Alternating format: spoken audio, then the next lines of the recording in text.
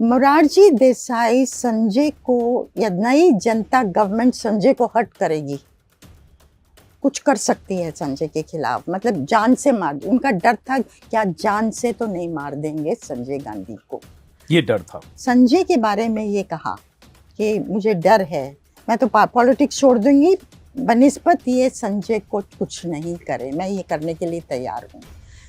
एक जगह आपने लिखा है कि आधी रात को जब इस्तीफा देने के बाद सोनिया और राजीव गांधी को कहा इंदिरा गांधी ने कि कहीं चले जाओ आप लोग, और राहुल प्रियंका को लेकर सुमन दुबे के यहाँ कहीं गए, ऐसा कुछ है शायद, या उससे पहले राजीव गांधी बॉम्बे भी गए कि कोई प्राइवेट प्लेन का इंतजाम हो, विदेश चले जाए, तो ऐसी स्थिति हो गई थी वाकई? मतलब ये सब क्रॉस चेक्ड है? हाँ, ये क्रॉस चेक थे। आशंकाएं खत्म नहीं हुई थी, क्योंकि उसमें एक फैक्टर ये भी था कि कहा जा रहा था कि मोरारजी अगर थोड़ा लिबरल भी हो जाए, सॉफ्ट भी हो जाए, तो चरण सिंह, जॉर्ज फर्नांडिस और दूसरे लोग थे जो संजय को बख्शना नहीं चाहते थे।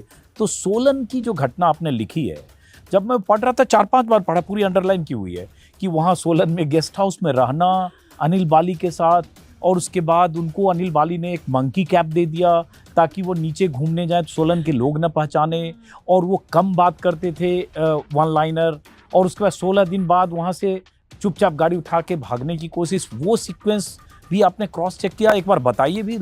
तो जब ये थोड़ा वॉक के लिए बाहर जाते थे तो इन्होंने मंकी कैप दे दिया था इनको कि आपकी लोगों को पता नहीं होना चाहिए। उनकी गाड़ी में कुछ प्रॉब्लम हो गई तो खड़ी हो गई, तो उन्होंने बॉनेट खोला और देख रहे थे क्या, और लोग इकट्ठे हो जाते हैं जब ऐसा होता है, तो लोग इकट्ठे हो गए, इनको पहचान लिया।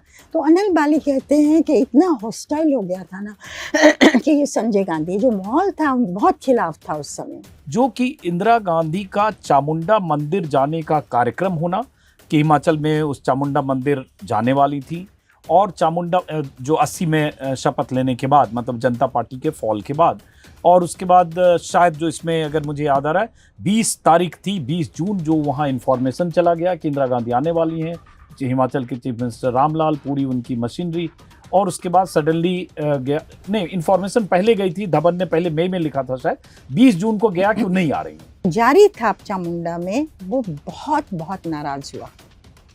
उसने कहा कि आम आदमी या औरत नहीं आती तो माँ माफ कर देती है, लेकिन शासक नहीं आता, एक तौहीन है माँ की, फिर माँ कभी माफ नहीं करेगी।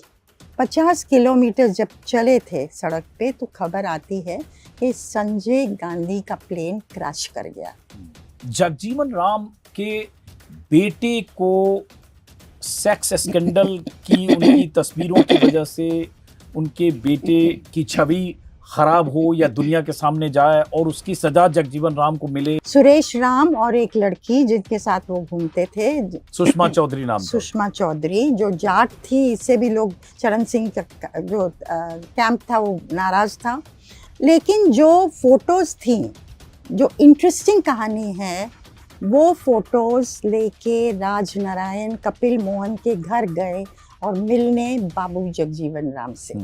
तो राजनारायण जैसे ही बाबूजी को लेके गए कपिल मोहन, उन्होंने कहा आज ये काबू में आ गए।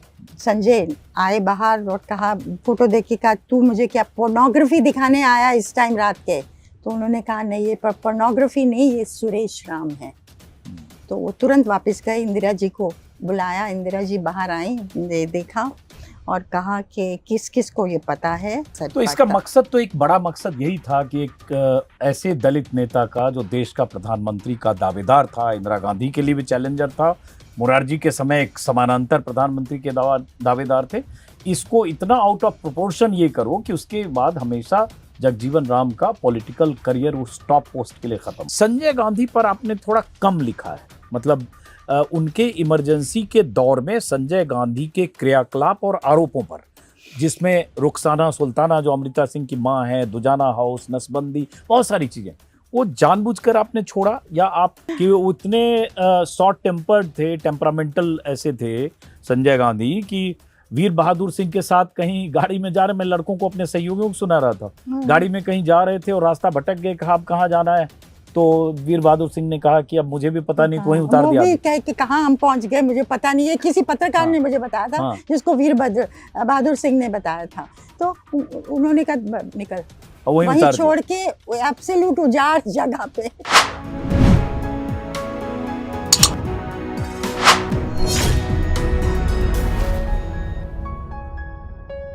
नमस्कार दोस्तों, भारतीय राजनीति पर अपनी छाप छोड़ने वाले कई ऐसे किरदार हैं, कई ऐसे दिग्गज नेता हुए हैं जिनके बारे में बहुत कुछ लिखा, बोला और सुना जा चुका है। उनके दौर के किस्से, उनके दौर की साजिशें, उनके दौर की सियासी घटनाएं, उनके दौर में पर्दे के पीछे चलने वाली राजनीति, तमाम तरह के दांव-पेच, जब अलग अलग किताबों की शक्ल में वो कहानियां या किताबों में दर्ज होकर उस दौर की कहानियां आती हैं, तो हम सब चौंकते हैं। बावजूद इसके साल 2 साल में कोई एक ऐसी नई किताब आ जाती है जिस किताब में देश के उन दिग्गज नेताओं के बारे में कुछ ऐसी कहानियां होती हैं, ऐसी घटनाओं का जिक्र होता है कि एक बार फिर हम चौंकते हैं कि अच्छा, हमने तो फला प्रधानमंत्री के बारे में, फला नेता के बारे में इतना कुछ पढ़ रखा है, लेकिन ये सब तो पहली बार सुन रहे हैं। बात जब देश के पूर्व प्रधानमंत्रियों की हो, जिन पर दर्जनों किताबें हैं, कोई ऐसा प्रधानमंत्री नहीं जिन पर 5, 7, 8, 10, 20 किताबें न लिखी गई हो, और तब उस बीच कोई ऐसी किताब आ जाए जिसमें 6 प्रधानमंत्रियों का जिक्र हो, उनके दौर की साजिशों का जिक्र हो, उनके दौर की सियासत का जिक्र हो, उनके विवादित फैसलों का जिक्र हो और कुछ ऐसी घटनाओं का जिक्र हो जो आपने सुना ना हो, तो चौंकना वाजिब है। ऐसी एक किताब आई नीरजा चौधरी की। सीनियर जर्नलिस्ट, कई दशकों तक उन्होंने भारतीय राजनीति को बहुत करीब से देखा है, एक चश्मदीद के तौर पर, एक रिपोर्टर के तौर पर पावर सेंटर में हो रही घटनाओं को देखा है, उन नेताओं को, उनके फैसलों को देखा है। नीरजा चौधरी की एक किताब कुछ महीने पहले आई। किताब का नाम है हाउ प्राइम मिनिस्टर्स डिसाइड। करीब करीब 6 पन्नों की यह किताब है, माफ करें 600 पन्नों की किताब है, और इसमें 6 प्रधानमंत्रियों का जिक्र है। हर प्रधानमंत्री पर 70, 80, 90 पन्ने हैं। प्रधानमंत्री इंदिरा गांधी, प्रधानमंत्री राजीव गांधी, प्रधानमंत्री अटल बिहारी वाजपेयी, प्रधानमंत्री वीपी सिंह, प्रधानमंत्री मनमोहन सिंह। उन प्रधानमंत्रियों के बारे में नीरजा चौधरी ने वो सब लिखा है जो, अगर मैं कहूं कि मैंने उन प्रधानमंत्रियों के बारे में कई किताबें पढ़ी है, लेकिन उसके बाद भी बहुत कुछ ऐसा है जो मैंने आज तक, इससे पहले, इस किताब को पढ़ने के पहले तक सुना भी नहीं था, तो कोई आश्चर्य की बात नहीं है। जैसे इंदिरा गांधी के बारे में कम से कम 1 दर्जन किताबें तो मेरे पास हैं। प्रणय गुप्ते की मदर इंडिया, सागरिका घोष की किताब, इमरजेंसी कुमी कपूर की किताब, ऐसे बहुत सारी किताब, ज्ञान प्रकाश की किताब कुछ दिन पहले है, इमरजेंसी क्रॉनिकल्स, कैथरीन फ्रैंक की किताब, कुलदीप नैयर की किताब, पीएन धर की किताब, पुपुल जैकर की किताब, ऐसे बहुत सारी किताबें। इन तमाम किताबों के बावजूद, इंदिरा गांधी पर इतनी किताबों के बावजूद, जो 25, 30, 35 सालों में मैंने पढ़ी, बहुत कुछ भूल भी गया, धीरे धीरे चीजें भूलता है आदमी, लेकिन उसके बावजूद जब ये किताब मेरे हाथ में लगी और इसके 80 पन्ने जब मैंने पलटे, जो पहला चैप्टर इंदिरा गांधी पर है, तो ऐसा लगा कि सामने कोई पटकथा चल रही हो, और उस पटकथा के स्क्रिप्ट राइटर के तौर पर नीरजा चौधरी ऐसी कहानियां लिख रही हो, जिस दौर में दर्जनों किताबें लिखी गई जिस प्रधानमंत्री पर, उन किताबों से वो कहानियां बाहर छूट गई। वो कहानियां जो संजय गांधी से जुड़ी। संजय गांधी इमरजेंसी के दौर में कैसे बहुत पावरफुल थे, और वही संजय गांधी जब जनता पार्टी की सरकार आई तो कैसे इंदिरा गांधी उन्हीं संजय गांधी को लेकर कितनी डरी हुई थी कि उन्हें गोपनीय स्थान पर रहने के लिए भेज दिया गया, 16 दिन कहीं बाहर रहे। कैसे इंदिरा गांधी इतनी डरी थी, वो ताकतवर प्रधानमंत्री जनता पार्टी की सरकार आने के बाद, कि अपने दोनों बेटे राजीव गांधी और संजय गांधी को कहीं दूर भेज देना चाहती थी। कैसे राजीव गांधी दिल्ली से मुंबई चले गए थे, बॉम्बे तब था कि कोई प्राइवेट एयरक्राफ्ट का इंतजाम हो और विदेश जा सके, जब जनता पार्टी की सरकार बन गई थी। कैसे राजनारायण से आधी रात को संजय गांधी की मुलाकातें इंदिरा गांधी के करीबी शराब कारोबारी के घर पर हुआ करती थी, ताकि मोरारजी की सरकार को गिराया जाए और चौधरी चरण सिंह प्रधानमंत्री बन सके। कैसे राजनारायण और संजय गांधी एक दूसरे के करीब आए, जो एक दूसरे को फूटी आंखों नहीं सुहाते थे। कैसे वो राजनारायण जिन्होंने इंदिरा गांधी को न सिर्फ शिकस्त दी 1977 में, बल्कि 1971 के चुनाव के बाद मुकदमेबाजी की, जिसकी वजह से इंदिरा गांधी के खिलाफ जगमोहन लाल सिन्हा का वो फैसला आया हाईकोर्ट के जज का, और उसके बाद देश में इमरजेंसी लगी। वो राजनारायण कैसे संजय गांधी के करीब हो गए, या उन राजनारायण की जरूरत इंदिरा गांधी को कैसे पड़ गई, कैसे इंदिरा गांधी चरण सिंह को प्रधानमंत्री बनाने में मदद करती हैं, और कैसे इंदिरा गांधी चरण सिंह प्रधानमंत्री की शपथ लेकर उनके घर आए पहले, इसलिए घर पर फूल माला गुलदस्ते लेकर इंतजार करती रह जाती हैं। चरण सिंह वहां से गुजर जाते हैं और उसके बाद उस सरकार की म्याद तय हो जाती है और 23 दिन में चरण सिंह से इंदिरा गांधी समर्थन वापस लेती है। ऐसी बहुत सारी कहानियां, और उन कहानियों को पढ़ते वक्त मैंने तय किया कि इन कहानियों की जो लेखिका हैं, आई विटनेस हैं या राइटर हैं, नीरजा चौधरी, उनसे बात की जाए। तो हमारे साथ नीरजा चौधरी जी हैं, बहुत बहुत स्वागत है। धन्यवाद। और मैंने जो आपकी किताब की भूमिका में कहा, ये सब सही कहा, ये कहानियां इसमें हैं जी। और इसमें चूंकि 6 प्रधानमंत्रियों का जिक्र है, और वो जो 80 पन्ने इंदिरा गांधी पर हैं, वो 80 पन्ने दर्जनों किताबों पर भारी हैं, इसलिए हमने तय किया कि हम उन 80 पन्नों में जो दर्ज कहानी है इंदिरा गांधी की, उस पर आज नीरजा चौधरी जी से बात करेंगे और ये सिलसिला शुरू करेंगे। कोशिश करेंगे कि बाकी जो 5 प्रधानमंत्री हैं उन पर भी हम आगे वक्त निकालकर, नीरजा जी जब भी वक्त देंगी उन पर भी हम अलग से बात करेंगे, ताकि किसी एक कहानी के साथ नाइंसाफी ना हो। तो बहुत स्वागत है नीरजा जी। जितनी किताबों का मैंने जिक्र किया इंदिरा गांधी पर, 1 दर्जन 9-10 तो यही है, विनोद मेहता की भी है, तो आपने भी ज्यादातर पढ़ी होगी जी। लेकिन इस किताब को पढ़ते वक्त, जैसे इंदिरा गांधी का चैप्टर और बाकी भी, तो मैं कह सकता हूँ इसमें थ्रिल है, सस्पेंस है, ड्रामा है, एक्शन है, बहुत कुछ है। तो पहला सवाल तो यही कि इतनी किताबें, जिनमें से ज़्यादातर मैं जानता हूँ आप पढ़ी होंगी, क्योंकि एक राइटर जब काम करता है तो रिसर्च भी करता है, बहुत सारी कंटेम्प्रेरी राइटिंग्स पढ़ता भी है। आपसे सुनना चाहूँगा कि क्या अलग है जो उन तमाम किताबों में नहीं है, उसके बाद मैं बताऊँगा कि क्या अलग है, लेकिन पहले लेखक से सुनो। जब मैं ये किताब लिखना चाह रही थी तो मैंने अपने दोस्तों से कहा था कि मैं ये यंग लोगों के लिए लिखना चाहती हूँ, आपकी मेरी जनरेशन के लिए डाउन मेमोरी लेन है ये। डिटेल ज़्यादा होंगी पर मोटा मोटा हमको मालूम है क्या हुआ, लेकिन जो आज की यंग जनरेशन है उनको उत्सुकता हो कि देश में पहले क्या हुआ, पास्ट कैसे प्रेजेंट से लिंक्ड है, वो मैं करना चाहती थी। और मैं दूसरा एक ब्यूटीफुल प्रोज की तरह नहीं लिखना चाह रही थी। मेरा एडिटर से कई बार झगड़ा होता था इस चीज़ पे।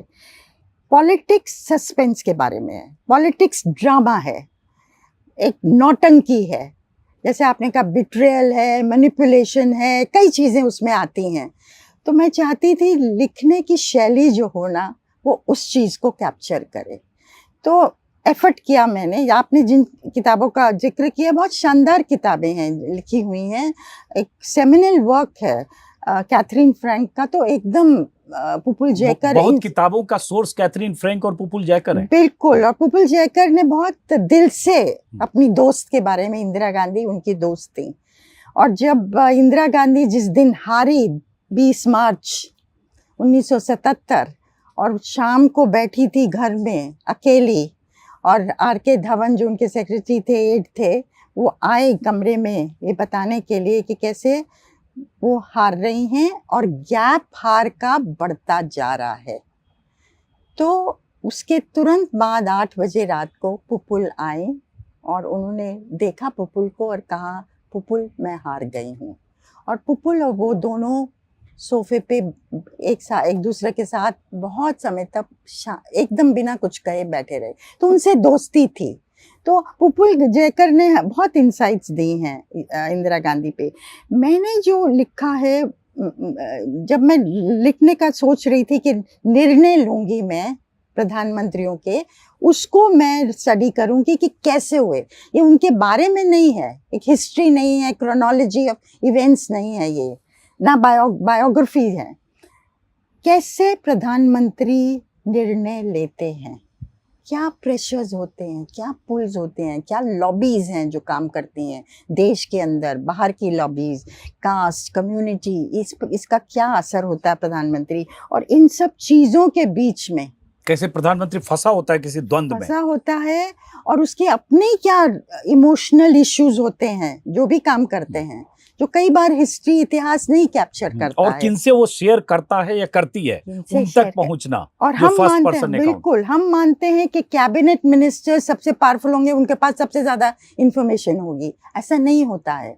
और जो मैंने सीखा पॉलिटिकल रिपोर्टिंग के थ्रू, और अब मुझे पत्रकारिता में तक लगभग 50 साल हैं हो रहे हैं, तो ये था कि बड़े लोग, ये बड़े और छोटे लोग का जो मैं कह रही हूँ ना, ये वैल्यू जजमेंट नहीं है, लेकिन जो पावरफुल लोग हैं जैसे कैबिनेट मिनिस्टर्स हुए, उनको शायद कम पता होता है। और बाकी लोग जो इर्द गिर्द रहते हैं प्रधानमंत्री के, जो कई घंटों देखेंगे प्रधानमंत्री, R.K. धवन, M.L. फोतेदार, अनिल बाली जो एक कैरेक्टर है बहुत इंपॉर्टेंट, आएंगे उस पर। जिनको मैंने कोट किया है, वो कई घंटे हर रोज प्रधानमंत्री के अगल बगल रहते। कोई ड्राइवर, कोई कुक, कोई घर में रहने वाला आदमी, बिल्कुल उनको कई बार ज्यादा इंफॉर्मेशन होती है और वो बहुत इम्पोर्टेंट सोर्सेज हैं। तो सोर्सेज, जैसे यही एक जर्नलिस्ट में फर्क है, सोर्स। बिल्कुल सोर्सेज ऑफ इंफॉर्मेशन। अब मैंने इंदिरा गांधी के बारे में जो डिसीजन लिया है ना, वो इन वन वे डिसीजन भी नहीं है। बांग्लादेश का क्रिएशन बहुत इम्पोर्टेंट था, देख सकते थे, पर इतना कुछ लिखा हुआ है उनकी उसके ऊपर। इमरजेंसी कैसे हुई, कैसे लागू की, क्या हुआ, बहुत इम्पोर्टेंट चैप्टर है इंदिरा गांधी की पॉलिटिक्स में। उसके बारे में बहुत लिखा, 500 पन्ने की किताब सिर्फ इमरजेंसी पर। बिल्कुल। तो मैंने सोचा कि आज भी जो चीज लोगों को इंटरेस्ट करती है, जो ऑब्जर्वर्स हैं, एक्सपर्ट्स हैं, और आज भी इसके बारे में चर्चा होती है, इंदिरा गांधी ने 1977 में इलेक्शन क्यों बुलाया? बिल्कुल करने की जरूरत नहीं थी, इमरजेंसी थी, वो देश की नेता थी। एक साल और खींच ही रहा था, खींच सकता था। Sanjay Gandhi extra constitutional authority कहे जाते थे, बिल उनकी मदद कर रहे थे, वो उनको अपना सक्सेसर मानती थी। वेस्टर्न नेशंस की तरफ से कोई सैंक्शंस तो थे नहीं, कई लोग थे जिन्होंने क्रिटिसाइज किया था, लेकिन कोई कारण नहीं था कि सडनली वो इलेक्शंस ऑर्डर कर दें। अब कई लोगों का मानना है कि वो डेमोक्रेट नेहरू की बेटी ज्यादा थी बनिस्बत dictator extra constitutional authority Sanjay Gandhi की माँ। हालांकि इनके बीच में भी कुछ रही होंगी, क्योंकि इसी में एक कोट है जो किसी से वो कहती हैं कि मैं अपने बाप की तरह संत नहीं हूँ। वो तो रियल पॉलिटिक का बहुत इंटरेस्टिंग चीज उठा रहे हैं आप। वो एक मास्टर थी रियल पॉलिटिक की, साम दाम दंड भेद की जो राजनीति है, और पावर का क्या कैरेक्टर है, नेचर ऑफ पावर जो बोलते हैं, उसको बहुत अच्छी तरह समझती थी। तो एक बार इनके पास मिलने आए थे चंद्रभान गुप्ता, जब चीफ मिनिस्टर थे, हाँ सीएम थे यूपी के, और अपनी लॉयल्टी शिफ्ट कर रहे थे सिंडिकेट ऑफ लीडर्स जो इनकी खिलाफत कर रहे थे। तो बनारसी दास गुप्ता आए थे इनसे मिलने, उनके करीब थे चंद्रभान गुप्ता के, और इंदिरा गांधी ने उन्हें बैठने के लिए भी नहीं कहा, लिख के आंखें भी ऊपर नहीं की, और कहा कि चंद्रभान गुप्ता से बता देना मेरा बाप संत था, मैं नहीं हूं। तो ये जो आप कह रहे हैं ना रियल पॉलिटिक, उसकी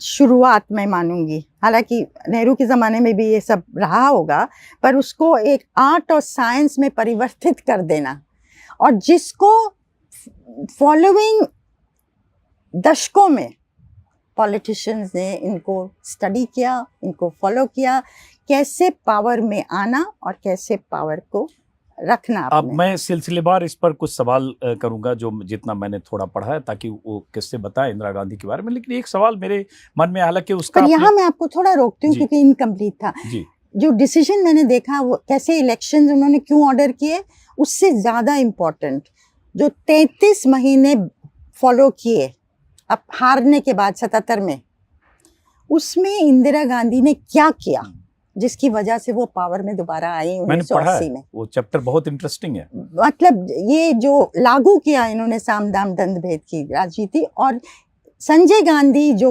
कारण था कि हारे 77 में, वो बन गया कारण उनकी जीत का 1980 में। तो Fight क्या back। चीजें थी उन्होंने की। हाँ, उस पर आऊंगा, क्योंकि वो मैंने नोटिंग की है, इंटरेस्टिंग, कि कैसे यशपाल कपूर के साथ छोटे प्लेन में ट्रेवल करती थी, कैसे अपना खाना लेकर यहाँ वहाँ पूरी रात, उस पर आऊंगा। लेकिन जो एक सवाल मेरे जहन में आया, हालांकि उसका जवाब आपने भूमिका में दिया है, कि प्रधानमंत्री मोदी थर्ड टर्म आ रहे हैं, 10 साल पूरे हो गए, बहुत सारे फैसले उन्होंने किए, बहुत सारे विवादित भी किए, बहुत बड़े फैसले भी, हिस्टोरिकल फैसले भी। आपने प्रधानमंत्री मोदी को क्यों एक्सक्लूड किया? हालांकि आपने कहा है इसमें, उसका एक काउंटर पूछूंगा, पहले मैं आपसे सुनना चाहूंगा। प्रधानमंत्री मोदी के बारे में मैं लिखना चाह रही थी। मैंने जो निर्णय लिया था वो ये था कि 14 प्रधानमंत्री के बारे में मैं नहीं लिख सकती हूँ एक किताब में, तो जिन्होंने अपना टर्म कंप्लीट किया उनके बारे में लिखा जाए। अब 2 एक्सेप्शंस मैंने इस रूल के रखे। जवाहरलाल नेहरू, ये नहीं क्योंकि आज बहुत लोग उनको रबिश करते हैं इसलिए नहीं, मेरी अपनी पॉलिटिकल कॉन्शियसनेस जो शुरू हुई वो नेहरू के बाद हुई, और मुझे लगा इनके बारे में मैं कट एंड पेस्ट ही कर पाऊंगी, तो मैंने छोड़ दिया उनको। विश्वनाथ प्रताप सिंह, जिनकी प्रधानमंत्री की टर्म मैंने बहुत क्लोजली फॉलो की, उनको मैंने इंक्लूड किया। हालांकि वो 11 महीने ही रहे प्रधानमंत्री, क्योंकि उनके जो निर्णय थे मंडल वाला, उससे देश की राजनीति बदल गई। आज तक वो हम फील कर रहे हैं। और नरेंद्र मोदी, जिनको मैं इंक्लूड करना चाह रही थी, क्योंकि उन्होंने देश की राजनीति बदल दी, हमारी कॉन्शियसनेस में छाए हुए हैं। आप जैसे कह रहे थर्ड टर्म में हैं, हालांकि माइनॉरिटी गवर्नमेंट, बीजेपी की मेजॉरिटी नहीं है on its own, but coalition government में। और मैंने एक ड्राफ्ट भी लिखा, लेकिन मुझे लगा, और 1-2 लोगों ने जिन्होंने पढ़ा वो, उन्होंने कहा कि ये तुम्हारा सबसे हल्का चैप्टर होगा, सबसे इम्पोर्टेंट सब्जेक्ट है लेकिन सबसे हल्का चैप्टर होगा। ऑफ कोर्स मेरे मन में ये दुविधा तो थी कि भाई वर्क इन प्रोग्रेस है, उस समय थर्ड टर्म नहीं हुआ था, इवेंट्स ओवरटेक ना कर लें, और हाइंडसाइट होती है ना, आप मुड़ के देखिए तो आपको ज़्यादा अच्छा असेसमेंट होता है, जो कि और प्रधानमंत्रियों के बारे में हुआ था। लेकिन जो कारण था वो ये था कि जो हार्ड इनसाइड इंफॉर्मेशन जो मेरे पास होनी चाहिए थी, कुछ थी पर पर्याप्त नहीं थी, और जिन लोगों ने दी थी वो अपना नहीं चाहते थे कि वो अपना उनका नाम आइडेंटिफाई हो। बाकी जगह मैंने सोर्सेस बहुत कम हैं, मेरे लोगों के नाम लेके मैंने लिखा है। तो मुझे लगा जब तक प्रधानमंत्री अपनी कुर्सी पे है, जो लोग उनके इर्द गिर्द हैं वो आपसे बात खुल के नहीं करेंगे, तो इसलिए करेंगे भी तो एनोनिमस होके पूरा कैसे लिखे, और बहुत कम एनोनिमस होके भी। तो मुझे लगा कि इस चीज को फ्यूचर के लिए छोड़ दिया जाए। अब इसका एक काउंटर है कि देखिए, प्रधानमंत्री मोदी पर बीते 10 सालों में दर्जनों किताबें लिखी गई, कम से कम 10 तो मेरे पास रखी है। लेकिन एक दौर था जब मुख्यमंत्री थे और तब नीलांजन मुखोपाध्याय ने किताब लिखी, और उसके बाद वो किताब लिखने के बाद भी ही उनका पीएमओ में एंट्री बैन हो गया और वो बाहर हो गए, क्योंकि उस किताब के कुछ पन्ने चैप्टर मोदी जी को सूट नहीं किया। मोदी राज में बहुत कुछ हुआ, अच्छा बुरा, जो भी बड़े फैसले, जो मैंने कहा, मैंने इसलिए सवाल पूछा कि जैसे आप लिख रही हैं जब नरसिंह राव के बारे में, जब आप लिख रहे हैं इंदिरा गांधी के बारे में, जब आप लिख रही हैं मनमोहन सिंह के बारे में, तो बहुत सारी इनसाइडर वाली इंफॉर्मेशन भी है, कॉन्ट्राडिक्शन भी है, उनकी लाचारगी और मजबूरियां भी दिख रही है, और बहुत ऐसी भी है जहां लगता है कि अरे ये तो ऐसा काम भी इंदिरा गांधी के समय किया या मनमोहन सिंह के समय किया। क्या ये मोदी के समय ये लिखना जोखिम भी नहीं है? जब आप नोटबंदी के फैसले पर लिखें, जब आप इलेक्टोरल बॉन्ड के फैसले पर लिखें, जब अब कैबिनेट के बाकी कलीग्स कैसे मोदी के सामने लाचार और बेचारे नजर आते हैं कि हर्षवर्धन जैसा मंत्री stand up on the bench की तरह खड़े होकर उनसे बात करता है, एक उस तरह की कैबिनेट है जिसमें एको हम द्वितीय नास्ति है, मोदी नाम केवलम है। क्या ये सब भी जहन में था कि हम क्रिटिकल, क्योंकि आपने काफ़ी जो दोनों पक्ष लिखा, क्रिटिकल पक्ष भी और जो असेसमेंट है और विटनेस भी, क्या ये सब भी कुछ मन में था कि अभी इसको हम छोड़ते हैं? नहीं, मुझे नहीं लगता वो था इतना। और जो क्रिटिक भी आया मेरे लिए, क्योंकि मैंने तो एक ड्राफ्ट तो लिख दिया था, मैंने था कि इसको करना है और बहुत इंटरेस्टिंग है, और हर प्रधानमंत्री के बारे में गुड एंड बैड दोनों ऑफ कोर्स। ये जैसे जैसे आप ज्यादा बारीकी से देखते हैं तो ये कह देना ये अच्छा ये बुरा, या मुझसे लोग पूछे सबसे बेस्ट कौन था और सबसे खराब कौन था, ये जवाब देना ही बहुत मुश्किल है, क्योंकि देर विजडम भी आती है उसमें, और जो दूसरी साइड है हमारी पॉलिटिक्स की वो भी बहुत खुल के आती है। तो वो नेचुरली मोदी के बारे में भी होता, लेकिन I think if I am honest ये नहीं था कि जोखिम, क्योंकि मैं आई एम नॉट अ पत्रकार जो कि डेली रिपोर्टिंग में हूँ कि भाई दरवाजे बंद हो जाएंगे, इंफॉर्मेशन नहीं आएगी, उससे मेरी पत्रकारिता पे फर्क पड़ेगा, ऐसा नहीं था, क्योंकि कॉलम राइटर हूँ, कमेंटेटर हूँ। तो इट वाज मोर कि सबसे इम्पोर्टेंट होगा, इनकम्बेंट होगा, यही पिकअप होगा चैप्टर, और इसी के बारे में अगर हल्कापन होगा, क्योंकि हार्ड इंफॉर्मेशन अभी नहीं है मेरे पास जो होनी चाहिए, तो क्या मैं जस्टिस कर रही हूँ इस चीज को। तो ये मान लें कि मतलब वो दौर आएगा जब नीरजा चौधरी मोदी पर लिखेंगी और वो आप नोट आप तैयार कर रही होंगी, क्योंकि बहुत कुछ पढ़ के लगता है, बहुत नोटिंग की हुई है आपने समय समय पर। जैसा कि मैंने कहा, आपने कहा कि 40-50 साल तो आपको सब देखते हुए हो। वापस लौटते हैं इंदिरा गांधी पर, चूंकि सबसे अधिक दिलचस्प कैरेक्टर, सबसे अधिक कंट्रोवर्शियल कैरेक्टर, सबसे अधिक आरोप इंदिरा गांधी पर, और बड़े फैसले इंदिरा गांधी के राज में, चाहे वो 71 की लड़ाई में बांग्लादेश बनना हो या प्रीवी पर्स, बहुत सारे फैसले हो इंदिरा गांधी के, और इमरजेंसी जैसा काला धब्बा हो जो आज भी चिपका है कि इतने साल बाद भी, 50 साल बाद भी इमरजेंसी चिपकती है इंदिरा गांधी पर। तो सबसे दिलचस्प जो मैंने, चूंकि उसी को अभी बारीकी से पढ़ा बात करने के लिए, वो चैप्टर है इंदिरा गांधी का।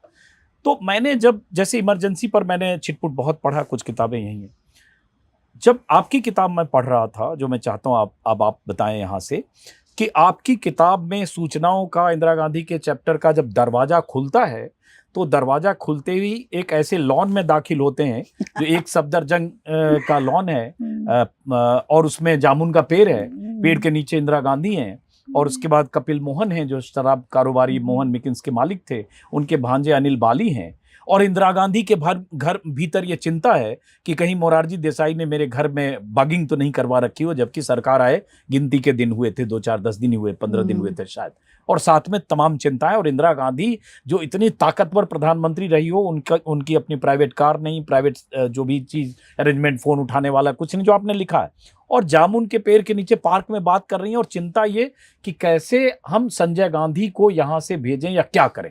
तो जरा वो परिदृश्य जो आपने समझा, वो जरा दर्शकों को समझाएं। देखिए, जब वो चिंता इतनी बड़ी क्यों थी? जब ये हार गई, और जैसा कि मैंने पहले भी कहा, और ये लोग, मोहन मीकिन जो लिकर कंपनी थी, जो ओल्ड मॉन्क बनाते हैं, बहुत मशहूर, ये इंदिरा गांधी के बहुत करीब थे लेट 60s से। पहले वी.आर. मोहन थे जो इनको हेड करते थे। वी.आर. मोहन की वो जो इंदिरा गांधी को एक ज़माने में ये कहा जाता था कि इंदिरा गांधी चाहती थी कि वी.आर. मोहन की बेटी मंजुला की शादी संजय गांधी से हो जाए, लेकिन मंजुला किसी और में इंटरेस्टेड थी। जब बहुत डरते हुए वी.आर. मोहन और उनकी पत्नी मिलने गई और ये कहा उनको, तो वो हंसने लग गई कि मैंने भी अपने पिताजी के साथ यही किया था, मेरा भी फिरोज से ही शादी हुई और उसके बाद दोबारा बुला के 1100 रुपया भी दिए। 1100 जब शादी हुई तो शगुन के 1100 रुपए भी दिए थे। तो वी.आर. मोहन के करीब थी कपिल। फिर वी.आर. मोहन की डेथ हुई तो कपिल मोहन ने टेक ओवर किया। तो कपिल मोहन संजय गांधी के ज़्यादा करीब थे। तो ये मिलने आए अनिल बाली, वहाँ के मैनेजर से, मोहन मीकिन के मोहन नगर में, उनके रिश्तेदार थे, भांजे थे। तो नॉर्मली विजिटर्स रूम है घर का। जब मैं किताब लिख रही थी ना, तो क्योंकि ये किस्से सुने हुए थे, मैं 2 बार इंदिरा गांधी के घर के म्यूजियम में गई। ये पढ़ने के बाद मेरे को लगा कि मैं एक सफदरजंग फिर से जाके देखूं। और जो पीछे का गार्डन है, कैसे वो चीड़ का पेड़ है, बहुत इंटरेस्टिंग चीड़ का पेड़ है, जामुन का है, कदम के पेड़ हैं, और कहाँ से आप घर के अंदर जाते हैं, कहाँ संजय राजीव गांधी और सोनिया और उनके बच्चे किस राइट साइड को रहते थे, ये सब जिक्र किया था। तो मैं अपनी आंखों से जिक्र किया, वो कारपेट बिछी हुई अभी भी दिखती है वहाँ। बिल्कुल, डाइनिंग हॉल में बहुत सुंदर वॉल टू वॉल कारपेट है वहाँ जो बिछी हुई है। तो वो मैं अपनी आंखों से देखना चाहती थी। तो ये जो जिस चीज का जिक्र किया, मिलने गए 2 हफ्ता बाद डिफीट के, तो अंदर नहीं ले गई वो, जहाँ विजिटर्स रूम में बैठते थे लोगों को। वो बाहर ले गई। और अभी गर्मी होनी शुरू हो गई थी, अप्रैल का महीना पहला था, हफ्ता था। हाँ। तो इनको ज़रा अटपटा लगा कि क्यों, तो फिर पता लगा कि उनको डर है, एक तो टैपिंग का तो डर है, बगिंग का तो डर है, सर्वेलेंस का डर है। अनवर सादात जो इजिप्ट के प्रेसिडेंट थे, अमेरिकन ने सर्वेलेंस कराया था उनका, और हर नेता, ये अब अनिल बाली कहते हैं, अपनी छत पे कुछ ऐसा था कंट्रैप्शन सा जो लगा के सोचते थे कि सर्वेलेंस को रोक देंगे। खैर फिर भी वो बहुत केयरफुल थी इस बारे में।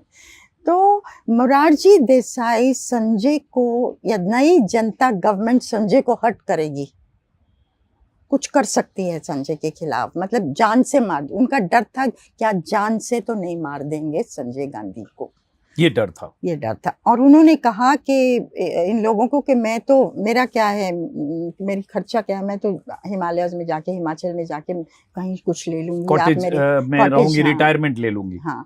और अनिल बाली ने पूछा फिर मैम आप मेमोइर्स लिखेंगी, तो बहुत उदासीन होके कहा मेरे मेमोइर्स कौन पढ़ेगा। उस समय वो उनको आभास था कि कितना वो घृणा की पात्र हो गई हैं देश में, और वो चीज़ उनको बहुत परेशान, ये चीज़ बहुत परेशान करती थी। और ये भी बाद में पता लगा, तो ये सब वो चर्चा कर रही थी। उसी दौरान उनके मन में ये भी था मेरी कारपेट्स का क्या होगा, कहाँ रखूंगी, मेरा तो घर भी नहीं है अब, कहाँ जाएंगे। तो फिर कपिल मोहन ने कहा मैं भेज दूंगा, और उनको अच्छी तरह से साफ करके पैक करके हम पैक करके रखेंगे हम सेफली, जब आपको चाहिए होगा वापस कर देंगे। और ये उसने जब संजय के बारे में ये कहा कि मुझे डर है, मैं तो पॉलिटिक्स छोड़ दूंगी, बनिस्बत ये संजय को कुछ नहीं करे, मैं ये करने के लिए तैयार हूँ। तो कपिल मोहन ने कहा संजय को हम भेज देंगे, हमारा सोलन में गेस्ट हाउस है जहाँ वो बिल्कुल सुरक्षित रहेगा, अनिल बाली उनके साथ चले जाएंगे। तो ये उन्होंने कहा अच्छा ठीक है, ये कर सकते हैं। तो और कुछ समय बाद जून में वो संजय सोलन गए। आप भी वहाँ गए हुए हैं वो गेस्ट हाउस में, मैं भी वहाँ गई, शेयर कर रहा था कि मैं भी एक बार 94 में देखने गया था कि सोलन में वो गेस्ट हाउस मोहन मिकिन्स के, और एक कीनू राम थे जिन्होंने देखभाल की, केयरटेकर जो थे, केयरटेकर जो तो थे। वो आपने जिक्र किया है दो बातें, चूंकि वही मैंने कहा ना कि पढ़ते समय बहुत चीज लगा कि आप उस हिस्ट्री में ट्रेवल कर रहे हो, समझते हो। जैसे आपने लिखा है कि जब जनता पार्टी की सरकार बन गई और जब लगा कि संजय की जान को भी खतरा ही लोग पहुंचा सकते हैं, जोखिम लगा, तो प्रकोप से बचाने का भी था कि संजय गांधी को बचाएं। तब जब उन्होंने, कपिल मोहन ने कहा कि उनको हम सोलन भेज देंगे, तो एक तो सोलन का किस्सा, और दूसरा एक जगह आपने लिखा है कि आधी रात को जब इस्तीफा देने के बाद सोनिया और राजीव गांधी को कहा इंदिरा गांधी ने कि कहीं चले जाओ आप लोग, और राहुल प्रियंका को लेकर सुमन दुबे के यहाँ कहीं गए, ऐसा कुछ है शायद, या उससे पहले राजीव गांधी बॉम्बे भी गए कि कोई प्राइवेट प्लेन का इंतजाम हो, विदेश चले जाए, तो ऐसी स्थिति हो गई थी वाकई, मतलब ये सब क्रॉस चेक्ड है। हाँ, ये क्रॉस चेक है, क्योंकि बुक्स में भी है, बीडी पांडे की किताब में इनका इस चीज़ का रेफरेंस है कि कैसे उन्होंने जो कि कैबिनेट सेक्रेटरी थे उस समय, जब इमरजेंसी का नोटिफिकेशन हटाना था उस रात को, उस कि संजय और मेनका तो अमेठी से लौटे थे, और तब 1 बजे रात को कॉरिडोर में खड़े उन्होंने सुना इंदिरा गांधी को कि कैसे उन्होंने कहा कि मैं बहुत थक गई हूँ, मैं जितना हो सकता था मैंने कर लिया है। और जिस मतलब रात उसी में है कि संजय गांधी को उन्होंने कहा है डन व्हाट आई कुड, और ये कमलनाथ को मैंने कोट किया, जो कमलनाथ संजय के साथ थे। तो ये जो आप कह रहे हैं ना कॉन्फर्मेशन ऑफ इंफॉर्मेशन, ये मैंने जितनी मैं कर सकती थी सोर्सेज से, रिटन मटेरियल से, जो लोग जिंदा हैं उनसे, उन्हीं को कोट किया है मैंने। और राजेश्वर की किताब भी, और लोगों ने भी किताब, हाँ टीवी राजेश्वर जो कि आईबी में थे उस समय, वो भी करीब माने जाते थे।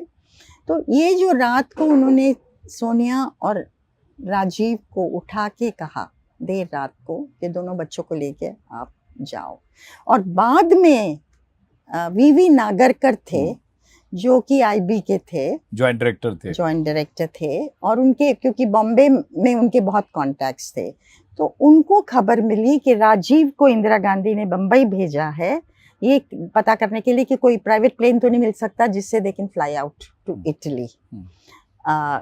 तो नागरकर जो सोशलिस्ट बैकग्राउंड के थे, उन्होंने जॉर्ज फर्नांडिस को फोन किया, उनके रवि नायर जो थे और उनके उनको पॉलिटिकल फोन- हाँ। सेक्रेटरी थे रवि नायर। तो रवि नायर ने मुझे बताया ये कि सो नागरकर का ये इंफॉर्मेशन था, और इनका ये भी इंफॉर्मेशन था कि कई संदूक पेपर से भरे इंदिरा गांधी ने अपनी घर से, फार्म हाउस छतरपुर में है, वहाँ भेज दिए थे। तो जॉर्ज फर्नांडिस ने रवि नायर को भेजा एक आईबी के पर्सन के साथ, पर वो एक क्या कहते हैं, मशीन लेके आने वाला था हैदराबाद से, जिसे पता लगता है कि मेटल वाली चीज़ें नीचे हैं कि नहीं, पर वो आईबी वाला मशीन नहीं लाया उस दिन। जिस दिन वो गए तो वहाँ के किया और कुछ मिला नहीं उन्हें। फिर 1 महीना बाद गए तो जो वहाँ का केयर टेकर था, उसने कहा वो तो संदूकें निकाल के ले गए हैं। तो खैर ये सब था, जनता वालों को डर था, क्या इंदिरा गांधी आर्मी को यूज करके वो चैप्टर भी है, coup हो सकता है क्या? coup तो नहीं कर देंगी। उस पर आते हैं आर्मी वाला। बीच में एक चूंकि बीच की चीज छूट जाएगी। अब जैसे उसी में जो वीवी नागरकर का आपने जिक्र किया, जो ज्वाइंट डायरेक्टर थे, और उन्होंने जॉर्ज के पीए को फोन किया, फिर जॉर्ज ने मोरारजी देसाई को फोन किया, पूरा सीक्वेंस ऑफ इवेंट आपने लिखा है कि सब एक दूसरे को फोन किया उन्होंने कि राजीव गांधी वहां फ्लाई कर सकते हैं। फिर जेपी को बात की मोरारजी देसाई ने। मोरारजी काफी घबरा गए इससे, क्योंकि नई सरकार में अगर ये फीलिंग आ जाती है कि डिफीटेड प्राइम मिनिस्टर को आप, वो भाग रहा है देश डर से, जान का खतरा, डर से, जान के खतरे से अपने परिवार के, तो ये सरकार की छवि के लिए कोई अच्छी चीज नहीं है। तो मोरारजी मिलने गए जयप्रकाश नारायण को, जो उस समय गांधी पीस फाउंडेशन में रुके हुए थे। तो दोनों मिले इंदिरा गांधी को, और उन्होंने अश्योरेंस दिया कि कोई फिजिकल डेंजर नहीं होगा आपके परिवार को, आप कंप्लीटली निश्चिंत रहिएगा। तो उन्होंने, इंदिरा गांधी ने फिर से रिपीट किया मोरारजी देसाई को कि मैं तो हिमालयों में जाके बसना चाहती हूँ, मुझे पॉलिटिक्स छोड़ना है, आप ये गारंटी दे दीजिए कि संजय को कुछ नहीं। वही लाइन उनका पैरानोया जो था, असली डर था कि संजय को कुछ हार्म करेंगे। तो इतना होने के बाद भी, ये गारंटी की बात करने के बाद प्रधानमंत्री और जेपी से, बावजूद इंदिरा गांधी का लगता है डर खत्म नहीं हुआ था, आशंकाएं खत्म नहीं हुई थी। क्योंकि उसमें एक फैक्टर ये भी था कि कहा जा रहा था कि मोरारजी अगर थोड़ा लिबरल भी हो जाए, सॉफ्ट भी हो जाए, तो चरण सिंह, जॉर्ज फर्नांडिस और दूसरे लोग थे जो संजय को बख्शना नहीं चाहते थे जनता पार्टी में, जो भी संजय गांधी पर उनका क्रियाकलाप रहा इमरजेंसी और उसके पहले। तो उसके बाद भेजा गया उनको वहाँ जून में सोलन। तो सोलन की जो घटना आपने लिखी है, जब मैं पढ़ रहा था 4-5 बार पढ़ा, पूरी अंडरलाइन की हुई है कि वहाँ सोलन में गेस्ट हाउस में रहना अनिल बाली के साथ, और उसके बाद उनको अनिल बाली ने एक मंकी कैप दे दिया ताकि वो नीचे घूमने जाए तो सोलन के लोग न पहचाने, और वो कम बात करते थे, वन लाइनर। और उसके बाद 16 दिन बाद वहाँ से चुपचाप गाड़ी उठा के भागने की कोशिश। वो सीक्वेंस भी आपने क्रॉस चेक किया, एक बार बताइए भी, क्योंकि देखिए जो सोलन की घटना है ना, वो सोलन जब मैं भी अपनी आंखों से देखना चाह रही थी कैसे, और वो गेस्ट हाउस बिल्कुल नहीं बदला है। मैं तो 2 साल पहले ही गई होंगी, छुट्टी पे थी, तो मैंने कहा सोलन होते देखते जाते हैं। सड़क के किनारे स्लोप ऊपर पहाड़ी पे गई, जा रहा है नीचे, और वही पुराना पियानो है, जैसे फोटोज लगी हुई हैं, जैसा मुझे डिस्क्राइब किया गया था वो हुआ। तो ये पियानो पहले दिन जब ये अनिल बाली और संजय गए तो पियानो बजा रहे थे, तो इन्होंने कॉन्वर्सेशन करने की कोशिश की संजय से, तो वो ज़्यादा कॉन्वर्सेशन में इंटरेस्टेड नहीं थे। और इनको डर था, क्योंकि इनको रिस्पॉन्सिबिलिटी दी गई थी संजय गांधी, और संजय गांधी में संजय गांधी इंदिरा गांधी के सुपुत्र, जिन पे डेंजर, खतरा मंडरा रहा है। तो जब ये थोड़ा वॉक के लिए बाहर जाते थे तो इन्होंने मंकी कैप दे दिया था इनको कि आपकी लोगों को पता नहीं होना चाहिए। तो खैर संजय गांधी 2 हफ्ते बाद बहुत रेस्टलेस हो गए, वहाँ क्या करना है तो उन्होंने कहा वापस दिल्ली चलते हैं। तो उनकी अपनी गाड़ी थी, अपने अटेंडेंट को भी लेके गए हुए थे वो तो अपनी गाड़ी चला रहे थे, पीछे पीछे अनिल बाली अपनी गाड़ी में आ रहे थे। तो डाउन द रोड प्लेन्स में जब हुआ, कालका के पास तो उनकी गाड़ी में कुछ प्रॉब्लम हो गई, तो खड़ी हो गई। तो उन्होंने बॉनेट खोला और देख रहे थे क्या, और लोग इकट्ठे हो जाते हैं जब ऐसा होता है, तो लोग इकट्ठे हो गए, इनको पहचान लिया। तो अनिल बाली कहते हैं कि इतना हॉस्टाइल हो गया था ना कि ये संजय गांधी, जो माहौल था बहुत खिलाफ था उस समय, तो हॉस्टिलिटी को लेके फिर इन्होंने कहा छोड़ो गाड़ी को, तो मेरी गाड़ी में आओ, जल्दी से ड्राइव करके ले गए। तो लब्बो लबाव ये है, हॉस्टिलिटी इतनी विजिबल, इतनी पेटेंट थी इनके प्रति, इंदिरा गांधी और खासकर संजय गांधी के प्रति, और छुपना, मोहन मिकिन का ये एनेबल करना, मोहन मिकिन कितने करीब थे। और ये भी बहुत इंटरेस्टिंग चीज दर्शाता है, पावर से बाहर चली गई थी पर मोहन मिकिन वालों के रिश्ते सिर्फ इंदिरा गांधी से नहीं थे। हाँ, वो बहुत इंटरेस्टिंग, मैंने नोट किया, वो राजनारायण से भी उतना ही है, मुरारजी से भी अच्छा उतना रिश्ता ही है, मुरारजी के बेटे, हाँ, उनके बेटे कांति से देसाई से बहुत अच्छा था, सुरेश राम जगजीवन राम के बेटे से बहुत अच्छा था। तो अक्रॉस द पॉलिटिकल स्पेक्ट्रम, जैसे इंडस्ट्री वालों के होते हैं ना रिश्ते, वैसे थे। मतलब कपिल मोहन इंदिरा गांधी के साथ रहते हुए, राजनारायण से सेटिंग संजय की करवाते हुए, मुरारजी को गिराने की साजिश का हिस्सा बनते हुए, फिर उसके बाद चरण सिंह को बनवाने का हिस्सा, पूरे खेल में कपिल मोहन शामिल। हम जहाँ बैठे हैं नीरजा जी अभी, यहाँ से गाजियाबाद शुरू होता है और यहाँ से मोहन नगर, जिस मोहन मिकिन फैक्ट्री के नाम से मोहन नगर है, वो यहाँ से 10 किलोमीटर दूर है। जो कपिल मोहन जिनका जिक्र करें, दर्शकों को भी थोड़ा पता चले इसलिए मैं बैकग्राउंड बता रहा हूँ, उन्हीं के भतीजे अनिल बाली थे। मेरे ख्याल से अनिल बाली और संजय गांधी में उम्र में 3-4 साल का फासला होगा शायद। हाँ, 3 साल अनिल बाली उनसे छोटे होंगे, जब 29 साल उस समय अनिल बाली की उम्र है इमरजेंसी के बाद। तो हाँ, आप वो कपिल मोहन का जिक्र करते हैं। ये जो इंटरेस्टिंग चीज है ना कि इंडस्ट्री में जो लोग थे उनको पता है कि आज पॉलिटिशियन इधर है, कल इधर होगा, परसों इधर होगा, तो आप राइट ऑफ किसी को नहीं कर सकते, ना करना चाहिए, ना आपके इंटरेस्ट में है करना।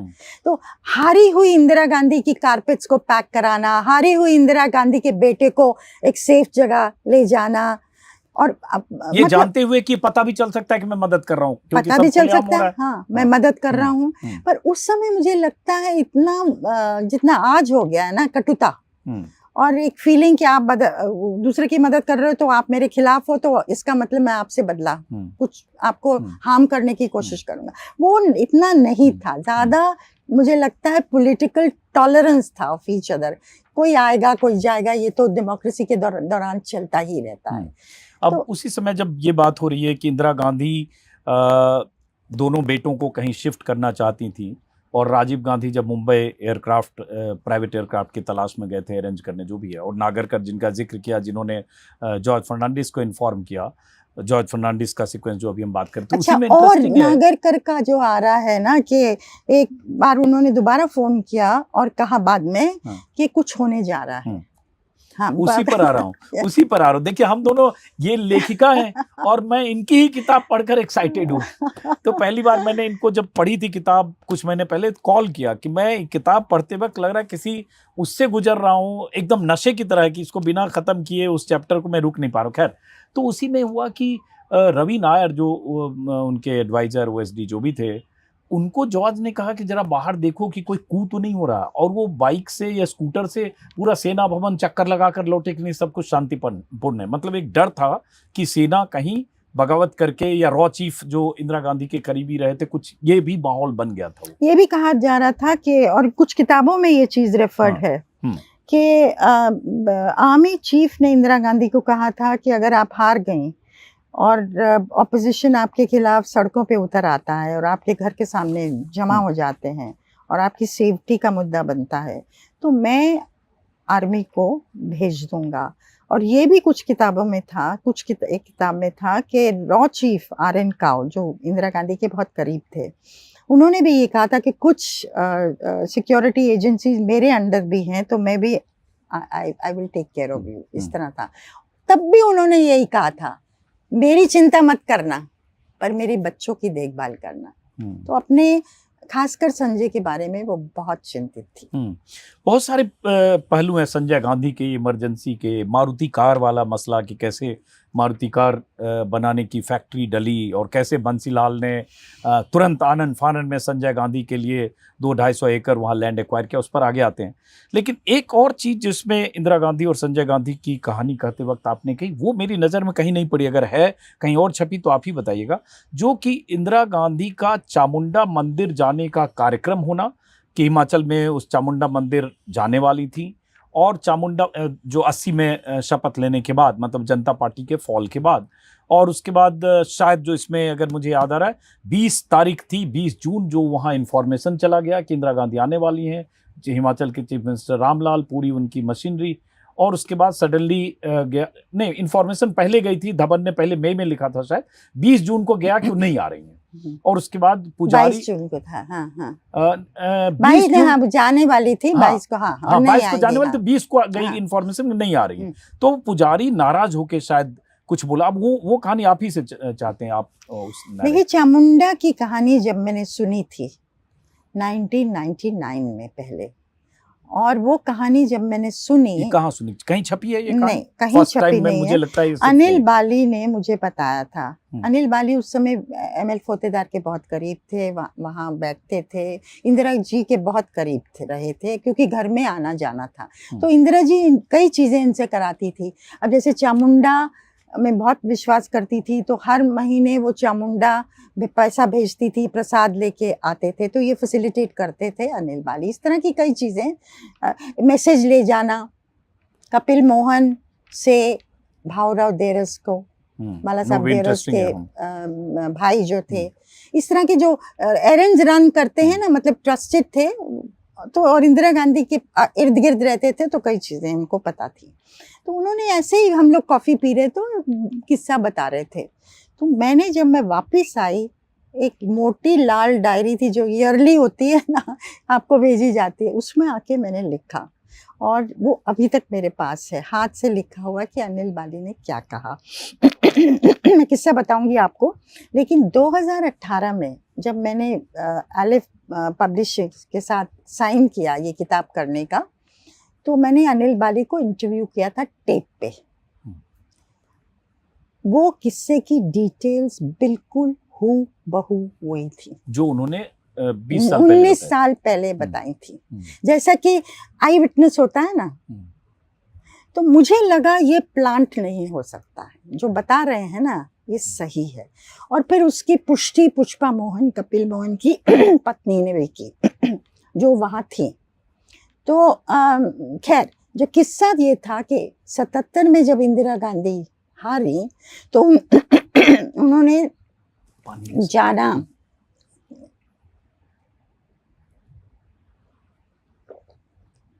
मंदिरों में जाना उनका बहुत हो गया, अगेन संजय की सेफ्टी के लिए, और हर बड़ा मंदिर था ना वो वहाँ गए। कांची शंकराचार्य, बाबा देवराहा, आनंदमयी मात को तो बहुत मानती थी वो शुरू से ही। उनकी माँ बिल्कुल बिलीवर थी, फादर तो एग्नोस्टिक थे, जवाहरलाल नेहरू। खैर, बहुत मंदिरों में भ्रमण किया उन 2-3 सालों में उन्होंने। तो चामुंडा वो, जैसा मैंने कहा, हर महीने भेजती थी प्रसाद, पैसा भेजती थी, और प्रसाद आता था उनके लिए। तो 1980 में जब वो जीती, इतनी शानदार जीत से, 33 महीने के बाद जीती, और बहुत कम वर्ल्ड लीडर्स होंगे जो इस तरह से इतनी जल्दी वापस पावर में आए। और वो एक सीट ज्यादा, मतलब 71 से एक सीट ज्यादा। बिल्कुल 353 पे आई वो। तो अनिल बाली ने उन्हें कहा, मैडम आपको चामुंडा जाना चाहिए। उन्होंने कहा हाँ, पर कुछ देर रुक जाओ, मैं बताऊंगी कब। तो उन्होंने फिर मैसेज भेजा 3-4 महीने बाद कि मैं आना चाहती हूँ, 22 जून को मैं आऊँगी, आप लोग तैयारी करो वहाँ जाके। तो ये चले गए, और हिमाचल की गवर्नमेंट भी, जैसे आपने कहा, वो लोग भी थे, और सारी तैयारी हो चुकी थी। फिर मैसेज आता है कि वो नहीं आ रहे हैं, जम्मू में थी, और कि वो सीधा फ्लाई करेंगी दिल्ली वापस। जो पुजारी था चामुंडा में, वो बहुत बहुत नाराज हुआ। उसने कहा कि आम आदमी या औरत नहीं आती तो माँ माफ कर देती है, लेकिन शासक नहीं आता एक तौहीन है माँ की, फिर माँ कभी माफ़ नहीं करेगी। तो कह रहे इन्होंने समझा बुझा दिया और 22 को इन्होंने पूजा वूजा की। 23 की सुबह ये वापस दिल्ली ड्राइव कर रहे थे, तो 50 किलोमीटर जब चले थे सड़क पे तो खबर आती है कि संजय गांधी का प्लेन क्रैश कर गया। अब उनका मतलब नया प्लेन था, जस्ट जिस दिन जाना था उसके अगले ही दिन 23 जून को। बिल्कुल 23 जून ना, 23 हाँ। बिल्कुल। और ये भाग के वापस दिल्ली आए, रात के 2 बजे पहुंचे, सीधा गए घर पे। इंदिरा जी के बॉडी थी, उसके बगल में बैठी हुई थी। इनको देख के अनिल बाली को देख, अनिल बाली और कपिल मोहन, दोनों द मोहन फैमिली तो तुरंत बोली कि उसकी वजह से तो नहीं हुआ, चामुंडा से तो कोई क्या कनेक्शन मैं नहीं। चामुंडा नहीं गई क्या, ये इसकी वजह से तो नहीं हुआ। तो इन्होंने शांत किया उनको, मैडम ये टाइम नहीं है बात करने का। तो 5-6 महीने बाद वो चामुंडा गई, और दिसंबर के महीने में।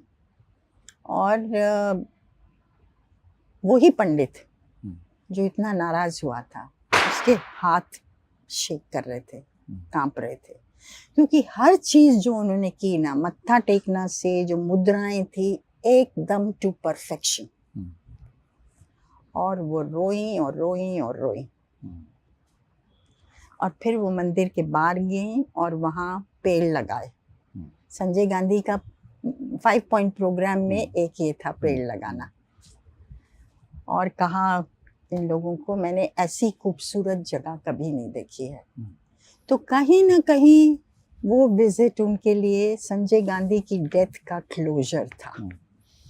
और उसी रात को जब वो वापस दिल्ली आए, एक फंक्शन था नेशनल हेराल्ड का, जहां स्टेज से उन्होंने राजीव गांधी को स्टेज पे बुला के उनको ऑडियंस को इंट्रोड्यूस किया। जो उस किताब का आखिरी पैराग्राफ है उसमें आपने उसका जिक्र किया है। तो जो लोग पॉलिटिकल हैं उनको था कि क्या वो अब लॉन्च उनका सक्सेशन प्लान, हालांकि फॉर्मली बाद में हुआ सब कुछ, बट इनके दिमाग में जो था। तो चामुंडा एक इंदिरा गांधी की बहुत वल्नरेबल साइड दिखाता है। इतनी पावरफुल नेता, इतनी दबंग नेता, मतलब 7th फ्लीट को उन्होंने अमेरिका की जो आई बे ऑफ बंगाल में बांग्लादेश के बाद में उसको डील कर लिया। इंडो किसिंजर निक्सन सब उसके दुश्मन थे इंदिरा गांधी की, उसके बाद भी उन्होंने जो जैसे मर्जी हुआ वैसे किया। नहीं, और पेपर्स में तो निक्सन ने उनको ओल्ड विच कहा है ना, कहा 40 मिनट वहाँ इंतजार कराया था व्हाइट हाउस में। बिल्कुल। और लेकिन वो दबंग नेता कितनी असहाय फील कर रही थी जब ये आया, और इतनी सुपरस्टिशियस। मैंने देखा हर प्रधानमंत्री बहुत सुपरस्टिशियस है। मे बी हमारी पॉलिटिक्स इतनी आप उसको कल क्या होगा कह नहीं सकते, इनसिक्योरिटी, पावर का लास्ट जो भी हो सकता है। तो एक नई साइड थी एक नेता के बारे में, एक पावरफुल नेता के बारे में। तो जब मैंने सुना था ये ना, तो मैंने मन में सोचा था कभी मैं लिखूंगी। अच्छा, ये बताइए, चूंकि वो कहीं और छपा नहीं है चामुंडा वाला जो प्रकरण है, और जब ये किताब आपकी आई थी तो इंडियन एक्सप्रेस में बहुत बड़ी खबर उस पर आई थी। तो मैं एज ए जर्नलिस्ट, सिर्फ मेरी क्यूरियोसिटी, चूंकि आपके लिए सोर्स ऑफ इंफॉर्मेशन अनिल बाली है, प्राइमरी सोर्स, क्या आपने इसको वहाँ चामुंडा मंदिर से या और उस समय के कोई और सोर्स से क्रॉस चेक किया, या बिलीव करती हैं कि सही होगा? मैंने बिलीव किया, क्योंकि 99 में जो स्टोरी थी वो 2018 में वही डिटेल की स्टोरी थी, जो आप मनगढ़ंत नहीं कर सकते। तो मेरे मन में एक जो सवाल था कि सही है कि नहीं, वो सेटल था।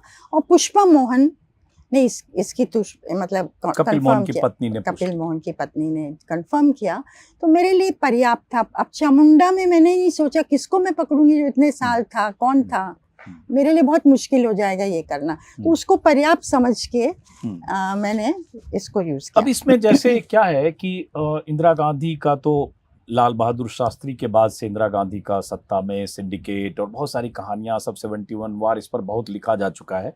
शायद इसलिए आपने उन सबको छोड़ा और आपने थोड़ा इमरजेंसी डील किया है, पोस्ट इमरजेंसी उसमें ज्यादा है। बिल्कुल। जो सरकार, जनता पार्टी के सरकार के फॉल के लिए जो कुछ हो रहा था पर्दे के पीछे, और ऑब्वियसली इंदिरा गांधी की अपनी बेचैनियां ज्यादा है। अब अगर हम संजय गांधी की बात करें, क्योंकि मुझे लगता है इन 75 सालों में एक ऐसा कैरेक्टर जो भले कुछ साल तक ही राजनीति को प्रभावित करने की कोशिश करता रहा, लेकिन उससे इम्पोर्टेंट है किसी पोस्ट ओहदे पर ना होते हुए पावर सेंटर बना रहा कई साल तक, उसमें वो संजय गांधी है। और सबसे अधिक विवाद में इमरजेंसी जो एक काला धब्बा है उसकी एक धुरी, एक पावर सेंटर, एक्स्ट्रा कॉन्स्टिट्यूशनल, सब कुछ है। तो संजय गांधी का जब आपने ये सब स्टडी किया और जितना कुछ संजय गांधी पर लिखा गया, तो आपकी किताब से दर्शक को क्या टेक अवे मिलता है संजय गांधी पर? फिर उसके बाद मेरा काउंटर है उस पर। मीन्स पे ज्यादा एम्फेसिस नहीं है।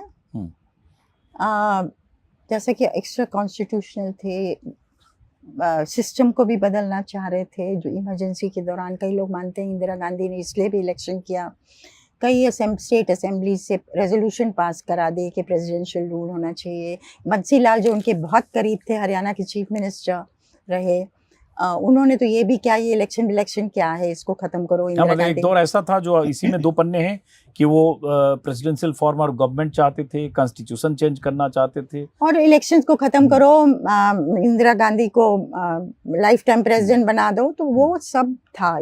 तो क्या संजय गांधी इसकी तरफ जा रहे थे? पर मैं मानती हूँ इंदिरा गांधी चाह रही थी कि संजय गांधी दोबारा चुन के आए लेजिटिमेटली, और दुनिया की नज़रों में, देश की नज़रों में उनके सक्सेसर के रूप में इलेक्टेड तरह से एक्सेप्ट किए जाए। और उनकी टीम जो अभी बनी हुई थी, जिनकी उनको शायद लगता था चंगुल में है, एक नई टीम का गठन हो, और वो कई लोगों को, नए लोगों को टिकटें देना चाह रही थी। तो संजय गांधी, टिकटों का जैसे जिक्र किया, हाँ? इसी में वो भी इंटरेस्टिंग है, वो भी मुझे ध्यान नहीं कहाँ कितना डिटेल छपा है कि एक समय में संजय गांधी की महत्वाकांक्षा हो गई थी कि वो यूपी के चीफ मिनिस्टर बनना चाहते थे। अकबर अहमद डंपी गए लखनऊ में, उन्होंने बहुत सारे उनके सपोर्टर थे, उनसे उन्होंने प्रस्ताव पारित करा लिया। लेकिन संजय गांधी, इंदिरा गांधी शायद उनको नहीं चाहती थी मुख्यमंत्री बनाना 80 के लोकसभा चुनाव में प्रधानमंत्री बनने के बाद। और उसमें है कि डाइनिंग टेबल पे रात में फिर अकबर अहमद डंपी ने एक बार बात की संजय के प्रेजेंस में कि उनको बहुत सारे विधायक चाहते हैं यूपी के कि उनको मुख्यमंत्री बनाया जाए। तो संजय गांधी के प्रेजेंस में शायद इंदिरा गांधी ने कहा अपने फ्रेंड को कह दीजिए कि मुख्यमंत्री नहीं बन सकते। देखिए, कई लोगों को इन्होंने कहा, उन्होंने तो हंसराज भारद्वाज को भी ये कहा था कि यही कि आप अपने दोस्त को कह दीजिए वो नहीं बन सकते, नहीं तो मैं रिजाइन कर दूंगी, ये भी कहा था। वो चाहती थी कि संजय उनके साथ दिल्ली में रहें। वो नहीं चाहती कि अगर संजय चीफ मिनिस्टर बन जाते हैं उत्तर प्रदेश के, तो इमरजेंसी का जो हुआ है, जो हुआ इमरजेंसी में, जो दब गया विक्ट्री के बाद 1980 में, लोग उसको भूल रहे हैं, वो दोबारा उजागर हो जाए और ऑपोजिशन उसको लेके फिर एक मुद्दा बना दे। वो नहीं चाहते तौर पर वो फिर कुछ ऐसी बातें करे कि सारा जो धुला वो फिर से आ जाए।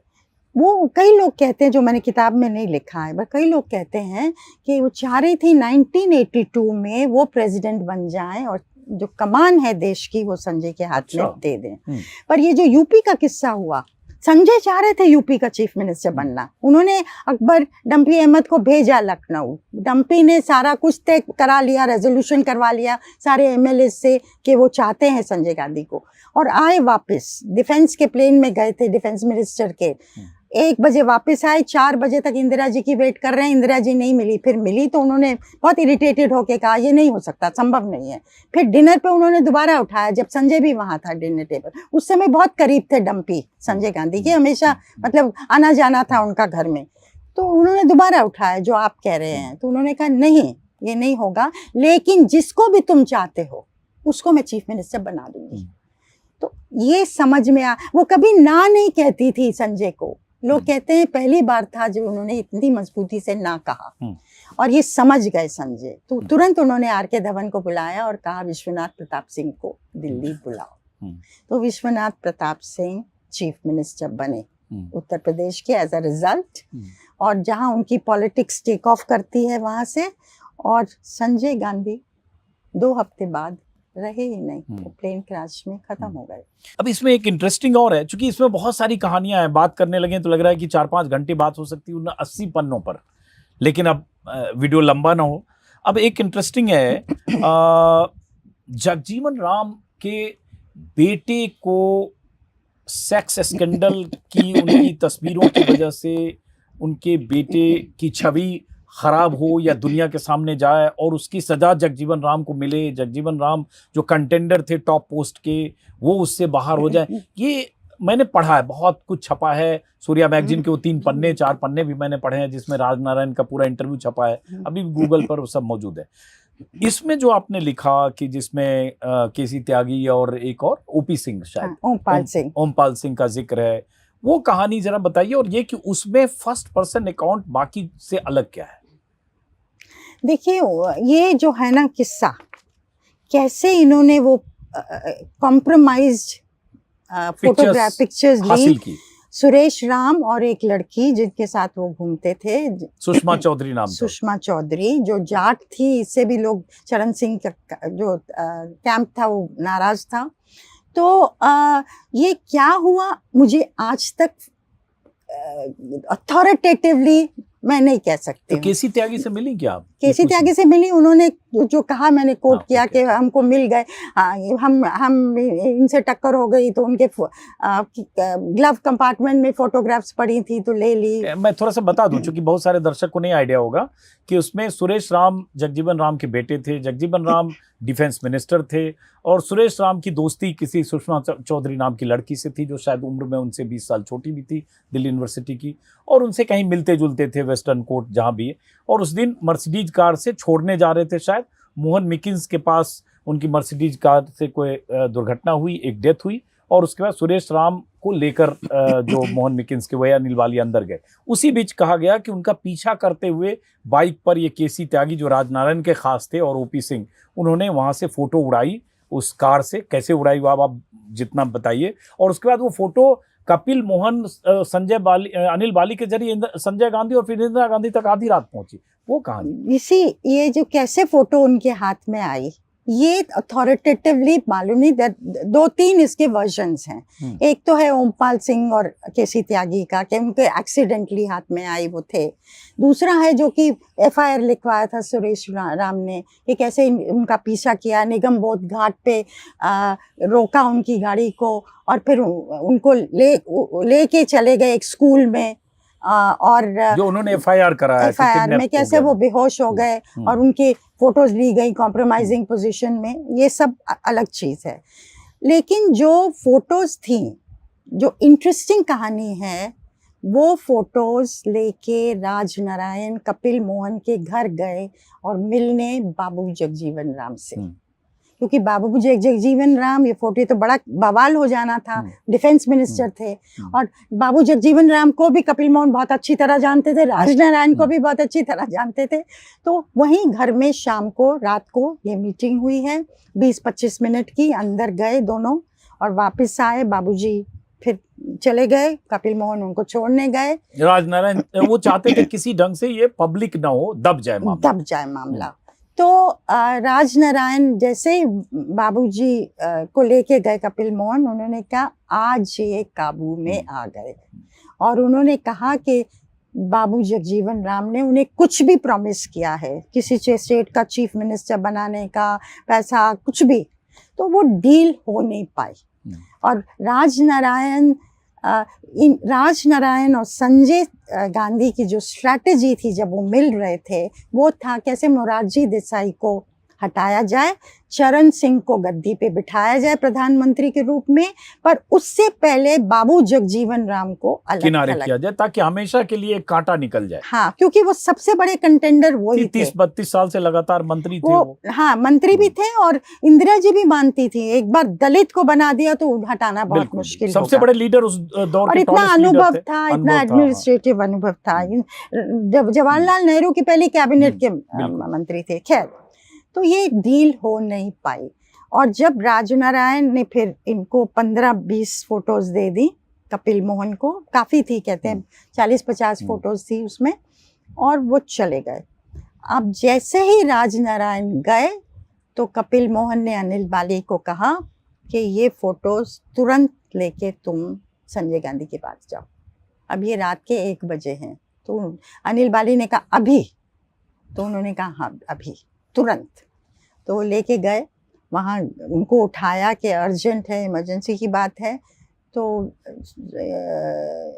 संजय आए बाहर और कहा, फोटो देखी, कहा तू मुझे क्या पोर्नोग्राफी दिखाने आया इस टाइम रात के? तो उन्होंने कहा नहीं, ये पोर्नोग्राफी नहीं, ये सुरेश राम है।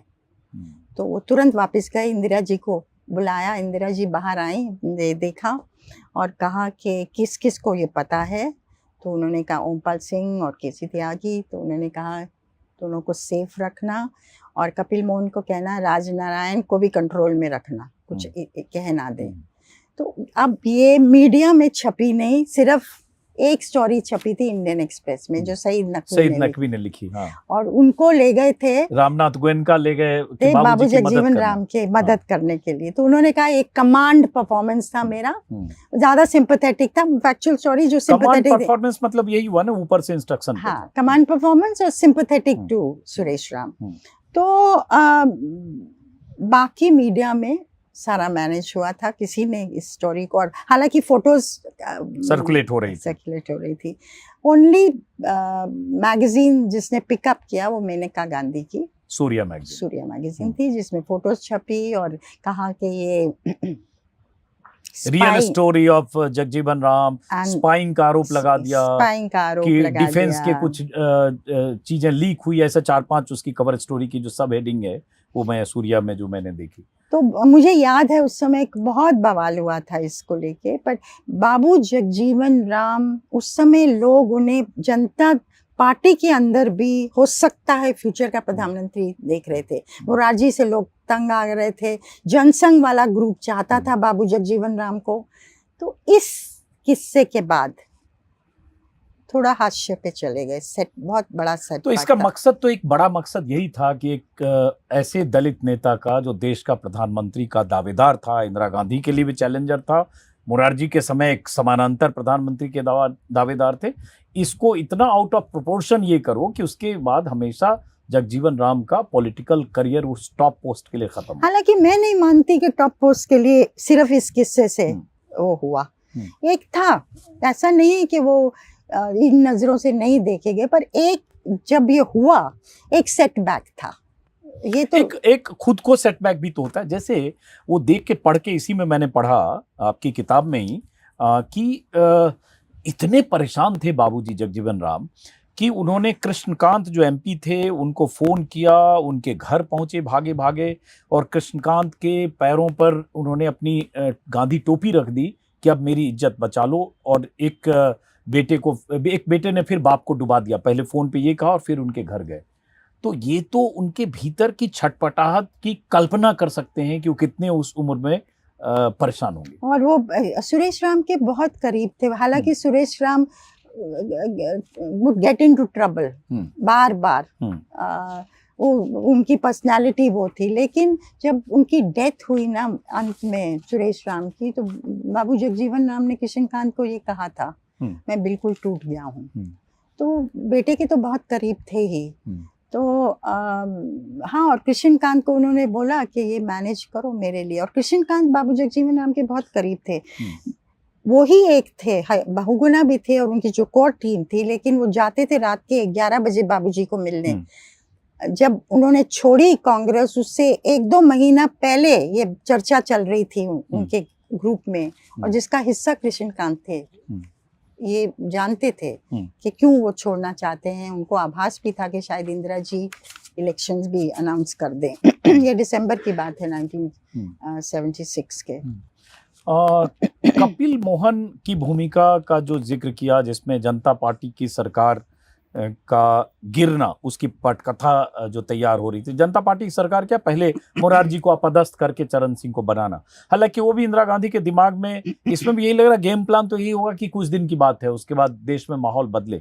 लेकिन उस समय भी जो आपकी किताब में भी जिक्र है, मैंने अलग अलग जगह भी पढ़ा है कि राजनारायण के से संजय गांधी की मुलाकातें, वो कपिल मोहन के यहाँ पूसा रोड में आधी रात को, उसमें बड़ा इंटरेस्टिंग आपने लिखा है। उसको देख के लग रहा है कि सिनेमा चल रहा है और विजुअलाइज हम कर रहे हैं कि कार से जा रहे हैं कमलनाथ और अकबर अहमद डम्पी, वो बाहर वेट कर रहे हैं, अंदर मीटिंग चल रही है राजनारायण और उनकी, उसमें पुष्पा मोहन के हवाले से कि साउंड प्रूफ था ताकि कोई सुने नहीं। तो ये सब मुलाकातें जब हो रही थी तो जनता पार्टी के लोगों को भी तो पता चल रहा होगा कि हो रहा है। ये बहुत अजीब चीज है जो कि आरएसएस और भाजपा, उस समय जनसंघ जो था, जो मर्ज कर गया था जनता पार्टी में, लेकिन डुअल मेंबरशिप उनका नहीं होना चाहिए, पार्टी का भी और आरएसएस का भी। ये सोशलिस्ट ग्रुप्स ने उठाया, मधु लिमये और इन लोगों ने बवाल किया, मधु लिमये और राजनारायण ने उसकी अगुवाई की थी। लेकिन 76 में ही इतना मिल रहे थे वो संजय गांधी से, मधु लिमये को पता भी नहीं था। उन्होंने 6 महीने बाद 77 में जब पूछा था राजनारायण से, उसका भी मैं जिक्र किया मैंने कि आप कब से मिल रहे थे, आप संजय गांधी से मिले क्या? तो उन्होंने कहा हाँ 2 बार शायद मिलने आए थे पर हमने कोई पॉलिटिकल बात नहीं की। लेकिन किसी को आभास नहीं होने दिया कि किस तरह से उनके रिश्ते बदल गए थे इंदिरा गांधी के साथ, और वो क्या कर रहे थे संजय से मिलके कि किस तरह से मोरारजी को हटाया जाए, चरण सिंह को बिठाया जाए। तो ये सोशलिस्ट लोगों को भी नहीं पता, बहुत कम लोगों को पता था ये। जैसे एक जगह आपने लिखा है जब राजनारायण स्वास्थ्य मंत्री पद से उनको हटाया जा चुका था, वो बागी बन चुके थे, मोरारजी के दुश्मन थे, हर हाल में गिराना चाहते थे, तो एक शाम इंदिरा गांधी ने कपिल मोहन से कहा है कि आप राजनारायण से अब मिल लो, और कपिल मोहन ने शायद कहा आप मिलिए, तो कहा मैं नहीं मिलूंगी, संजय मिलेंगे।